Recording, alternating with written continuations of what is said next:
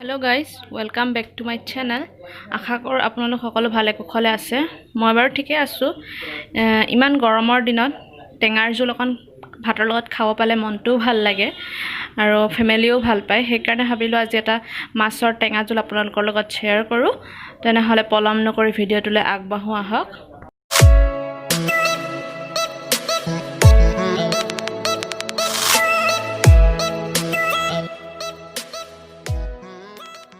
প্ৰথমতে মাছখিনি ভালদৰে ধুই লৈছো। এতিয়া ইয়াতে আমি হালধি এড কৰিম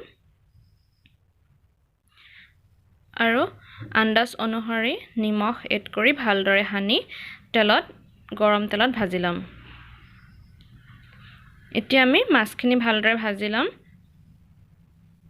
দুইটা সাইড ভালদৰে ভাজি লব আৰু হেখিনি টাইমতে আমি মাছ ভাজি থকা সময়তে আমি টেঙা মৰা পাতখিনি কাটি লওঁ। চাওচোন আহক কেনেদৰে টেঙা মৰা পাত আপোনালোকে চিনি পায় নে নাপায় নাজানো আৰু ঠাই বিশেষে এটো বেলেগ বেলেগ নামেৰেও কয়।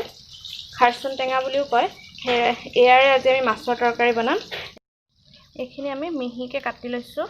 মিহিকে কাটি ললে তৰকাৰীখন ভাল হয় খাবলে আৰু ভাল সোনকালে সিজেও। এইখিনি আমাৰ মাছ ভজা হৈ গৈছে। এটা মিডিয়াম সাইজৰ আলু এনে ধৰণে কাটি লৈছো আৰু 6 ফুটা 7 ফুটা নহৰু এনেকৈ পিহি লৈছো। এতিয়া সেই একেখিনি তেলতে আমি নহৰু এড কৰি লম। ইয়াতে আমি পিয়াজ পাঁচফোৰণ একো নিদিও, অকল নহৰুতে বনাম। এতিয়া এখিনিত মই 1 চামুচ হালধি এড কৰিম। ইয়াতে মই 1 চামুচ নিমখ এড কৰিছো। আপোনালোকে নিমখটো ভালদৰে চাই লব যেহেতু এখন টেঙা জোল। ইয়াতে মই আধা কাপ জোখৰ পানী এড কৰি লম। এতিয়া আমাৰ পানীখিনি অলপ কমি আহিছে। এতিয়া আমি ইয়াতে যিখিনি কাটি থৈছিলো আলু হেখিনি এড কৰি লম আৰু এখিনি ভালদৰে লৰাই 5 মিনিটৰ কাৰণে হিজিবলৈ ৰাখি দিম। আমাৰ আলুখিনি সিজি গৈছে। এতিয়া আমি ইয়াতে টেঙা মৰা পাতখিনি এড কৰি লম। এতিয়া এখিনি 10 মিনিট আমি মিডিয়াম ফ্লেমত ৰাখি দিম। আমাৰ এখিনি সিজি গৈছে। ইয়াতে আমি অলপ পানী এড কৰি লম। 2 কাপ জোখৰ পানী এড কৰি লম আৰু এখিনি এবাৰ উতল অহালৈকে ৰাখি দিম।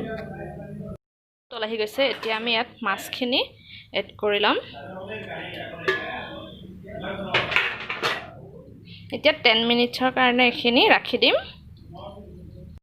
আমাৰ মাছৰ টেঙা আঞ্জা ৰেডি হৈ গৈছে। আপোনালোকে এবাৰ ঘৰতে ট্ৰাই কৰি চাবচোন আৰু ভাল পালে মোক জনাব।